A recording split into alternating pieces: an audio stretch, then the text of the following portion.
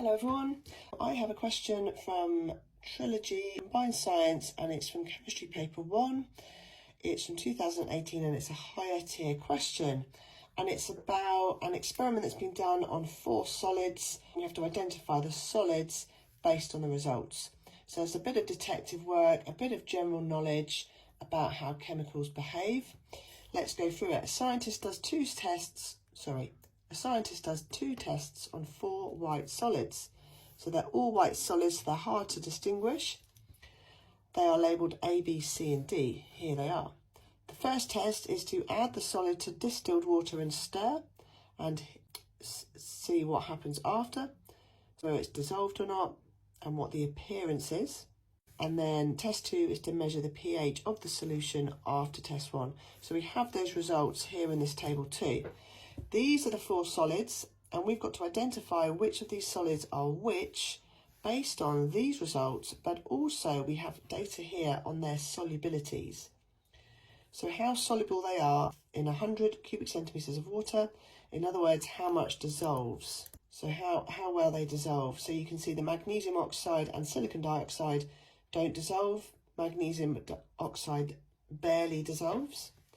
And then phosphorus oxide and sodium oxide, they do dissolve. I've repeated those results here so we can avoid having to flip the pages each time. We have to identify those 4 solids and we have to explain our answers. So the first thing that we can comment on, which is possibly the most obvious thing, is that silicon dioxide has 0 solubility, so none of it dissolved. And distilled water has a pH of 7.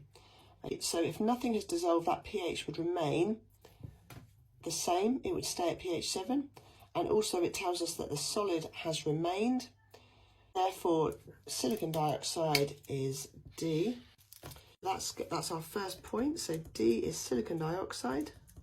Now we have to explain our answers. So we're going to talk about the unchanged pH and the fact that no solid dissolved in it. And we have a solubility of 0.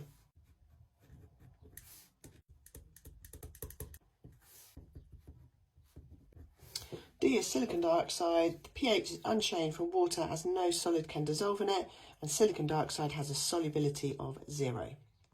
The next one that we can identify is going to be this one. Solid C, we're told that there are some solid remains as well, so that would mean that it's insoluble or slightly insoluble. But this time the pH has increased slightly, and this would be suggestive with magnesium oxide. So it has a very low solubility, but it does still have a slight solubility. So it would cause a pH change. And also if we look at the data for C, it tells us it's a solution. Whereas for D, it was a liquid, so there'd be no dissolving at all. But because we've got a solution, there will be some dissolving. But it is a very small amount. So C is magnesium oxide. So this is because it has a low solubility and there are still solid remains. And also because of the fact that we have a solution. Right, moving on. The next one we're going to look at is solid A. So we can see that solid A is pretty soluble because there's no solid remaining. So it must be either phosphorus oxide or sodium oxide. We knew that anyway. But what we need to look at is the pH. So pH 14 is a very strong alkaline. And metal oxides are alkaline. So when metal oxides such as sodium oxide react with an acid, it's a neutralization reaction. So alkaline plus acid makes a neutral salt. And that is how we know that this is an alkaline. This is A, sorry. So A is sodium oxide because it is soluble.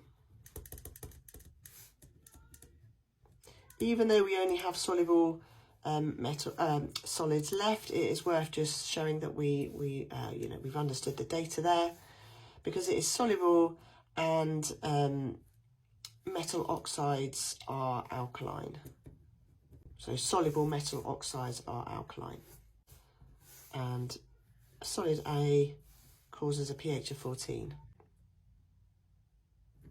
So finally, what we have left is solid B, and solid B has a pH of 3, so it's formed an acidic solution when it's dissolved in the water.